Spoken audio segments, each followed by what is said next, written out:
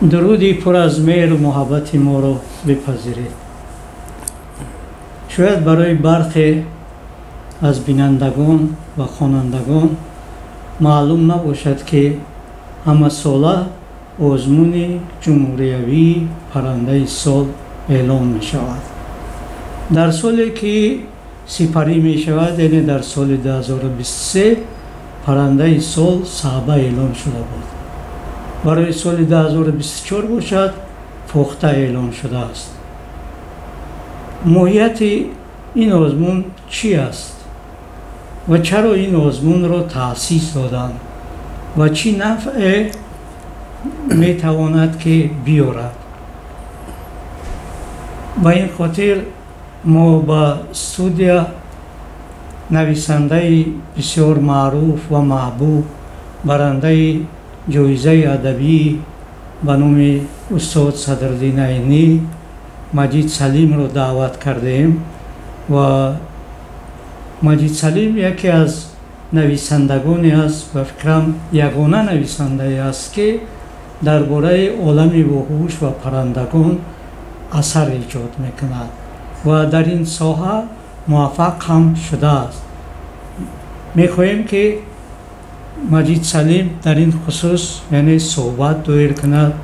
خب برادر بسیار عزیز و گرامی، میخوام نخست درباره همین آزمون که از کی تأسیس شده است و تشبسکاران این آزمون کیها بودند و به چه خاطر است؟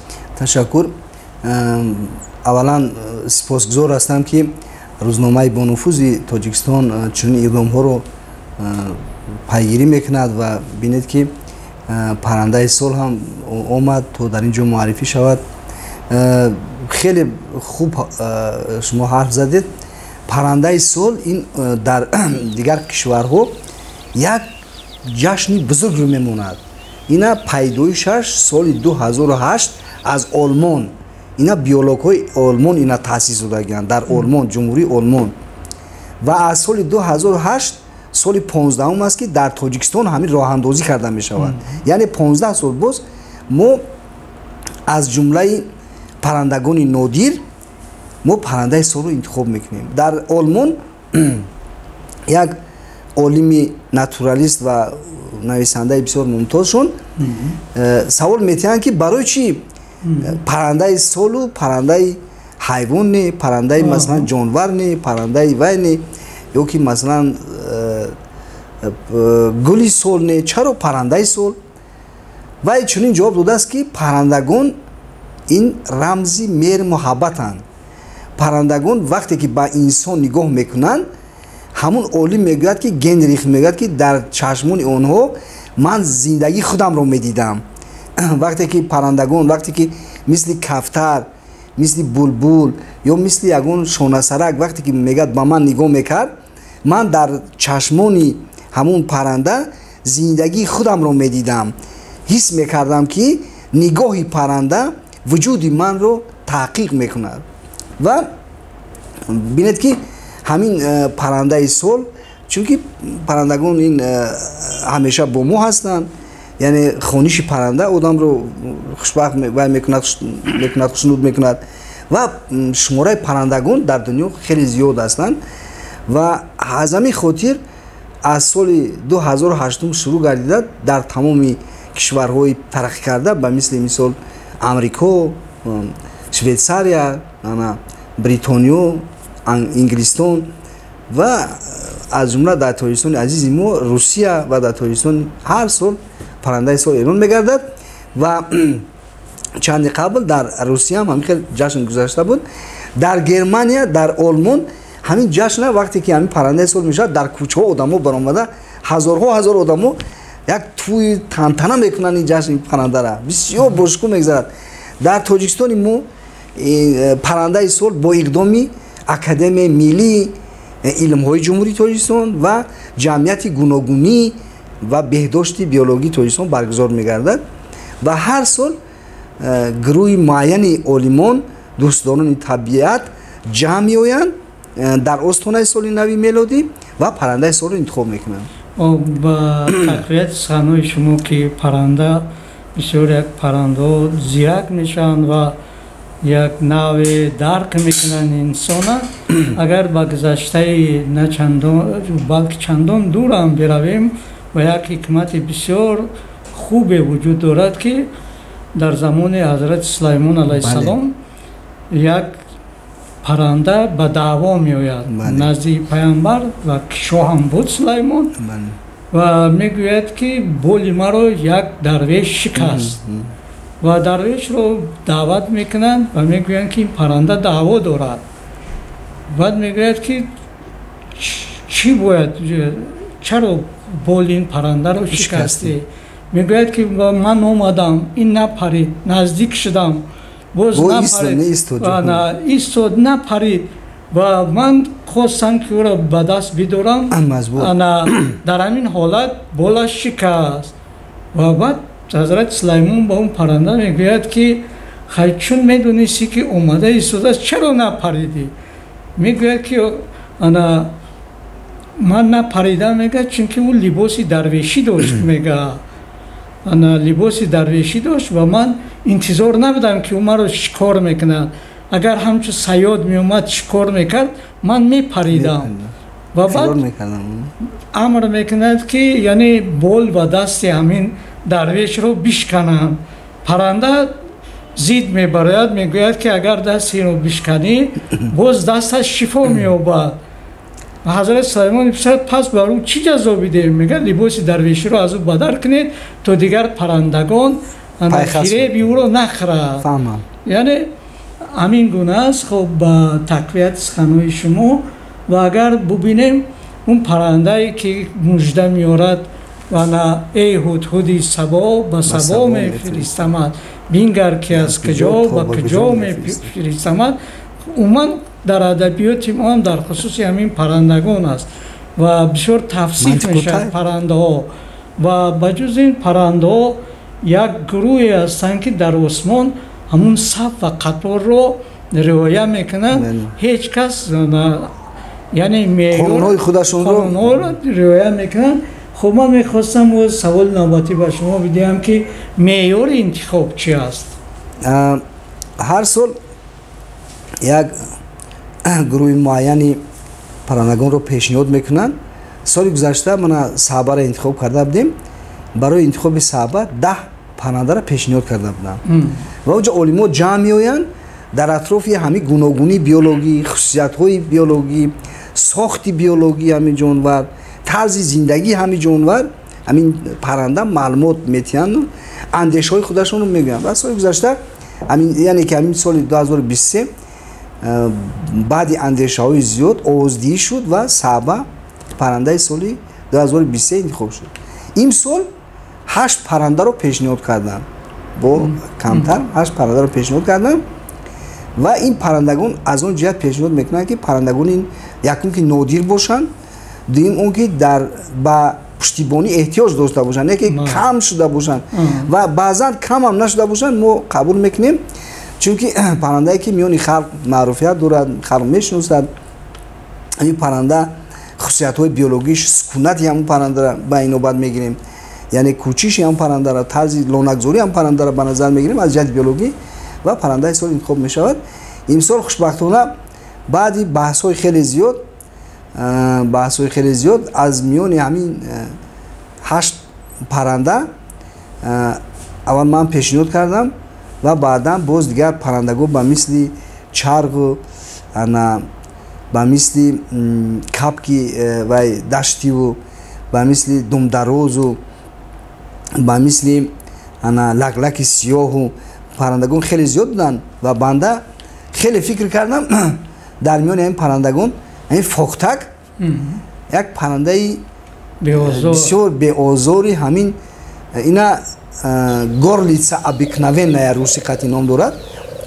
اگر شما در اینترنت بینید این پرنده با همین نام در اینترنت خیلی زیاد است و در روسیه در کشور ما هم همین زیاد به چشم میرسد. با اندیشه من وقتهای اخیر همین نمودی پرنده که پیشتر در خود پایتخت هم در اطراف شهر هم زیاد به چشم میرسید، این روز کم شده است، یعنی که این روز شماره همین کم شده است شماره شاید از جهت تغییریابی اقلیم و از جهت وقتی که باغات و گل و گلزار کم می شود، مثلا چمنستان، چمنها، درختان کم می شوند و هم کم می شود، چون که و بیشتر باید در عالم وحشی سکونت داشته باشد و از بس که موقع سکونت آنها تنگ می شود، اینو سال به سال کمتر شده شدند و در نتیجه آزادی البته در اکادمی ملی علم های جمهوری تاجیکستان داری میگردد. در اونجا بیولوژ های بسیار شایسته و داننده علمی پرنده شناسی، یعنی با مثل یعقوب و دکتر علمی بیولوژی با مثل داملو معاون پرزیدنت اکادمی ملی عبدالستار سعیدوف و علمان دیگر خیلی زیاد در اونجا حضور داشتند. اونها همه اینا پیگیری کردن، آموختن و سفربگ رحیموف بسیار علما خیلی در اطراف همین دیرکتور انستیتوت زولوژیا و پرستولوژیا، دیرکتور انستیتوت بوتانیکا و عموما دوستداران طبیعت گرد می آیند و محاکمه میکنند و ما محاکمه کردیم برای انتخاب پرنده سال 2024. فاختک در ادبیات کلاسیکی در اثرهای شروع کرده سیدا نصفی دیگر ادیبان ما با نام فاخته خیلی مشهور است و در ادبیات کلاسیکی درباره فاخته حکایت و روایت های خیلی زیاد است و در میان مردم با نام فاختک مشهور شده است. 4 نمود اینو دارن، یعنی که اینو از اویله و از اویله کفترمانند ها، از اویله کفترمانند ها هست. همین 4 نمود دارن اینو. مثلا این با موسیچه مانند نیست، موسیچه نیست، این انا قمری نیست، این یعنی که این گردنش چی سیاهچه و از موسیچه کلانتر، فاخته با نام فاختک مشهور است و افسوس که در شبکه‌های اجتماعی علاقه بعضی‌ها موسیچه پرنده سال شده است گفته اعلان میکنن این موسیچه از همین اولاد است، از همین گروه است. یعنی که در تاجیکستان اگر زیاده از 30 نمود مور باشد، با هر کدام یک گروه است که نام دارد به خودش. همین پرنده هم، همین فاختک هم از موسیچه، از قمری فرق میکند و در ولایت سوق مثلا آواز وای غرغر غرغر میکند، از با نامش هم غرغر، همین خیلی با همون نام چی میکنن. در جنوب تاجیکستان با نام فاختک مشهور است در میان مردم و پرنده بسیار بی‌آزار است، پرنده بسیار زیبا است. انا دو دانه تخم زیاد نه، همین یک دو دانه تخم میگذارد و لانه در لانه دو چوجه میبرند. چوجه رو زن و مردینه و مادینه هر دوشون نگاه میکنن، با نوبت حتی بالای تخم میشینن که همین تخم آزار نبیند، همین تخم مور یا یگون بیروها نره باید یا گم نشود، به نوبت میستن و چوجه وقتی که چوجه او برآمدن 20 روز اینا را نظارت میکنن چوجه خود رو و بعد 20 روز اونها مستقلانه چوجه میتونن که پرواز کنن و اون کرم و دیگر حشرات رو مثلا خورده روز خودشون گذرونن. بسیار پرنده یعنی بی‌آزار است و پرنده زود باور است. زود باور به این معنی که اون به مثل موسیچه و به مثل قمری مثلا بی‌آزار است و یک نگاهی معصوم دارد و زندگی ساده دارد، حیاتی ساده دارد. لیکن در عشق محبت فاخته استوار است، یعنی که تو دم مرگ تو همون 4-5 سالی که اونو زندگی میکنن فاخته نرینه فاخته مادینه رو فریب نمیکنند، با مثل بعضی انسان‌ها فریبگر نیست و در همون عشق خودش صادق است و همون 2 تا چوجه را اونو تربیت میکنن و استوار هستند و دوستداری اونها. وقتی که اگر شما مشاهده کرده باشید وقتی که فاخته ها عشق ورزی میکنن، اونها خیلی با ناز و با کرشمه یکدیگر را مهربانی میکنن و اون طیف‌های خود رو چگونه میکشویند و بالهای اونها چگونه به هم میرسد و اون چگونه با همدیگر نوازش میکنن و یک صدای خیلی زیبایی از خود هنگام عشق ورزی از خود بدل میکنن. در سالی که سپری میشد سال صعبه بود و در این سال گفتیم که سالی یعنی فاخته اعلان شده است، چی مثلا نتیجه داد ما مدیا؟ هر سال همین که پرنده سال انتخاب شد، اول نخست تقویم چوب می شود، تقویم به تاب می رسد. حاضر تقویمی فاختک در دست چوب است تو سال نو میلادی تقویم به چوب می رسد با تعدادی خیلی زیاد که به همه مکتب‌ها رسونده شود، به دانشگاه رسونده شود، به فاکولته‌های بیولوژیا و طبیعت شناسی. بعداً درباره فاخته وخری علمان ساحه ارنیتولوگ یعنی که طبیعت شناسان با قبل علمی اینا صحبت میکنن با خوانندگان با دوستداران طبیعت، میفهمونن که این چگونه طبیعت چگونه پرنده است و ما این پرنده رو باید نیست نکنیم، ما باید پرنده رو پشتیبانی کنیم و همین کنفرانس ها میگذاریم، صحبت ها میکنیم و کتابچه ها چاپ میشود درباره همین پرنده و تقویم چاپ میشود. این تقویم رایگان با تمام مکتب ها و تمام مؤسسه هایی که رشته بیولوژی در اونجا قبول است، رشته بیولوژی اونو تحصیل دارن، با اونها پهن کرده میشود و اینم یک نشانه اون است که مردم ما خورترکون معلومات بیشتری پیدا میکنن و از همه مهمش همین است که در تاجیکستان صاحب استقلال ما که با اقدامی های بی‌واسطه پیشوای معظم ملت امام رحمون چقدر تشبس های نجیب راه اندازی میگردن، از جمله به مثلا مسائل آب، اکولوژی و بهداشت محیط زیست، از جمله راه اندازی شدن پرنده سال، این خودش یک واقعه خیلی فرابخش است. یعنی که در میان این جشن در بعضی کشورها نیست، نه که تاجیکستان در بسیار کشورها نیست، لیکن تاجیکستان همین اقدام دستگیری کرد، همین اقدام شایسته رو تاجیکستان دستگیری کرد و تاجیکستان در قطار یکی از جمهوری‌هایی که با همین مسئله دقت الهیده دارد. من ببینید که پرنده سال دور میگردد و مثل اونه که سری گلی لاله میشود و مثلا بهترین خانواده میشود، بهترین باغ میکنن. حاضر همین پرنده سال هم یک اقدام خیلی شایسته است و با این واسطه دوستداران طبیعت صفی دوستداران طبیعت زود میشود، لانه‌گذاری میکنن، همین کوشش میکنن که فاخته همین نسل فاخته نیست نشود. باز من یک چیز دیگر گفتنی هستم که امسال ما خوشبختانه وقتی که پرنده سال رو انتخاب کردیم گفتن که خیلی خوب که پرنده سال انتخاب کردین. پرنده سال فاختک با کتاب سرخ جمهوری تاجیکستان پیشنهاد گردیده است. امسال پیشنهاد گردید فاختک همچون پرنده نادر با کتاب سرخ و سال آینده کتاب سرخ جمهوری تاجیکستان در عرفه چاپ است و همین پرنده سال هم در قطار اون کپک و در قطار اون جانوران و پرندگان نادری که در کتاب سرخ هستند با کتاب سرخ شامل گردید. این هم خیلی یک پیشنهاد خوب است و در تاجیکستان زیاده از 400 نامگوی پرندگان سکونت دارند. 400 نامگوی پرندگان که از جمله من همین فاختک انا موقع خودش رو پیدا کرد و ببینید که بعد همین اقدام هایی که ما پیش گرفتیم فاختک با کتاب سرخ جمهوری تاجیکستان شامل گردید و در کمیته حفظ محیط زیست اینا قبول کردن.